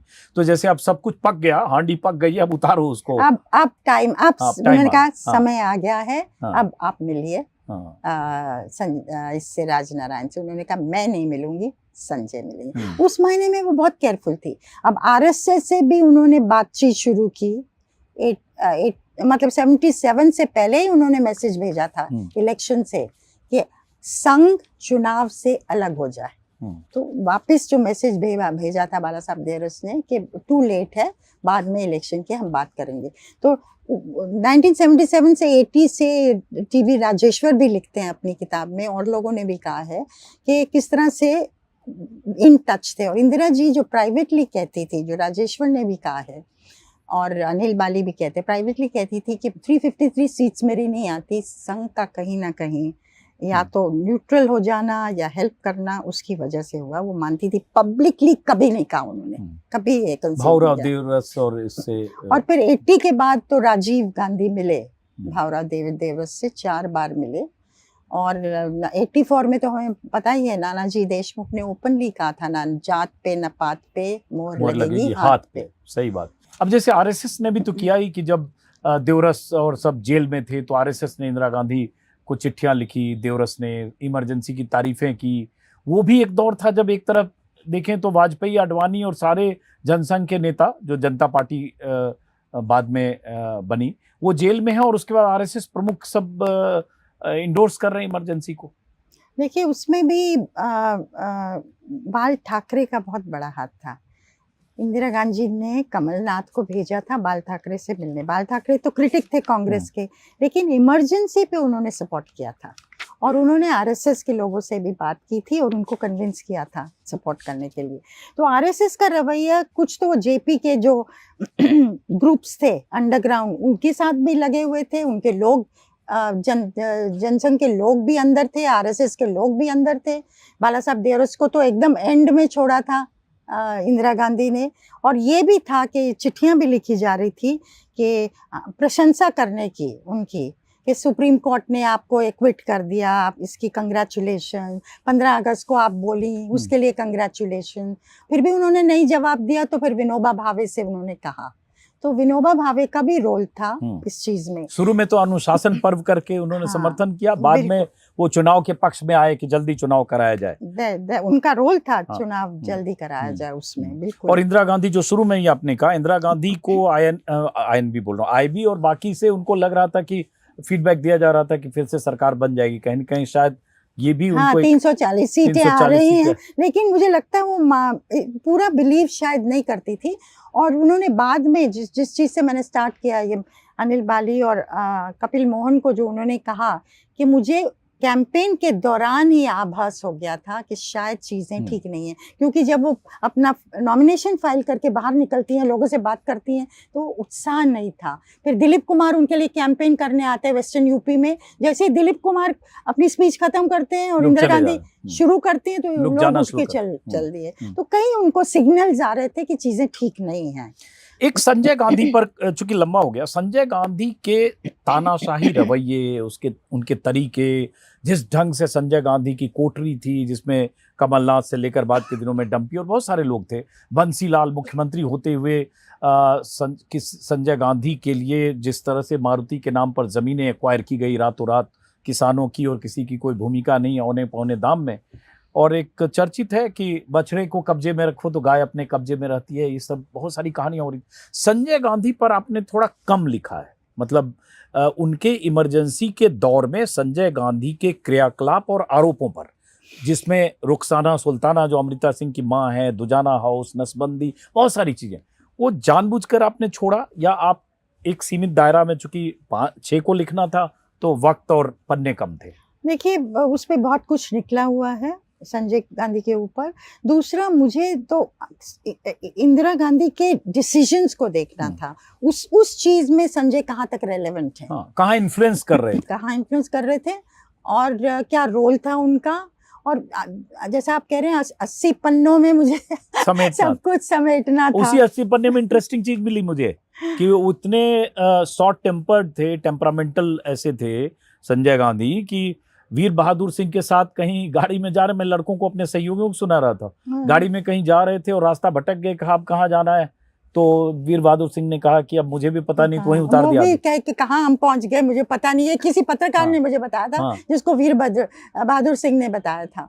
तो उन्होंने कहा निकल, वहीं छोड़ के एब्सोल्यूट उजाड़ जगह पे छोड़ के निकल गए गुस्से में। तो वो ये बात सही है कि उनका एक बार मैंने इंटरव्यू किया था उनका। अच्छा, संजय गांधी का इंटरव्यू किया था आपने? मैंने किया था। अच्छा। लेकिन कुछ नहीं बोले। हाँ, क्योंकि जितनी जगह मैं देखता हूँ कि इंटरव्यू बड़ा कट शॉर्ट है, मतलब वन लाइनर मतलब आपके ये हारने के बाद की बात है, ये मारुति जगह जहाँ थी वहाँ गए थे, एक छोटा सा कमरा था, मैं हिम्मत वीकली में थी, और कुछ जैसे कहते हैं ना, एक चीज नहीं दी जो कि हेडलाइन बन सके या उसका कुछ निकल सके, एक स्टोरी का हिस्सा बन गई थी। और वो सीधा आपके देखते भी नहीं थे, सीधा जवाब दे रहे हैं, ऐसे दे रहे हैं। तो मेरा इंप्रेशन संजय गांधी के बारे में बहुत अलग सा था, पर उनको हो सकता बोला गया हो कि बिल्कुल कुछ नहीं कहना और लो की रखना है। बाय नेचर भी होगा, जो आदमी इतने एरोगेंटली बड़े बड़े फैसले कर रहा हो, करवा रहा हो, मुख्यमंत्री लाइन लगा के वहां खड़े रहते हो, सारे पावर कॉरिडोर के लोग संजय गांधी की एक तरह से कहें चमचागिरी या उनको खुश करने में लगे हो, वो कम बोलना तो उसका अपना स्वभाव भी हो सकता है, क्योंकि सोलन में भी वही कहानी है, कम बोल रहे हैं। अब मैं विनोद मेहता की शायद द संजय स्टोरी में देखा कि किसी इंटरव्यू का जिक्र है, वन लाइनर, सवाल में 10 शब्द है, संजय के जवाब में 3 शब्द है। तो शायद नेचर था, और संजय का तो नारा भी था, काम ज्यादा बातें कम टाइप का। बिल्कुल था, बिल्कुल। बिल्कुल। तो मुझे लगता है बाय नेचर संजय गांधी बोलने से बचते थे। अच्छा, वो क्या बनते अगर जिंदा रहते? हाँ, ये एक बड़ा सवाल होता। हाँ, ये एक बड़ा सवाल है। हाँ, ये किस जगह, किस तरफ देश को ले जाते। हाँ, और तब तो पूरी राजनीति अलग होती। राजीव गांधी नहीं होते, मतलब उस सीट पर 82 में जहां से लेकर राजीव गांधी 84 में दिशा ही बदल दी थी, कुछ और होता। वो सवाल ही रहेगा। बिल्कुल। क्या रिवेंजफुल थे आखिर में? करो, संजय गांधी भी रिवेंजफुल हो सकते थे जब उन्हें ये डर था इंदिरा गांधी को कि चरण सिंह और उस सरकार से संजय गांधी को खतरा है मोरारजी देसाई में। तो संजय, हालांकि काल्पनिक सवाल है, लेकिन संजय गांधी क्या बाय नेचर रिवेंजफुल थे, अपनी कोटरी के प्रभाव में थे, ज्यादा दूसरों का सुन के करते थे, या एकदम अपने फैसले करना और बाकी लोगों से अमल करवाना, बाकियों की यही भूमिका? हाँ, ये सब चीजों का मिश्रण था।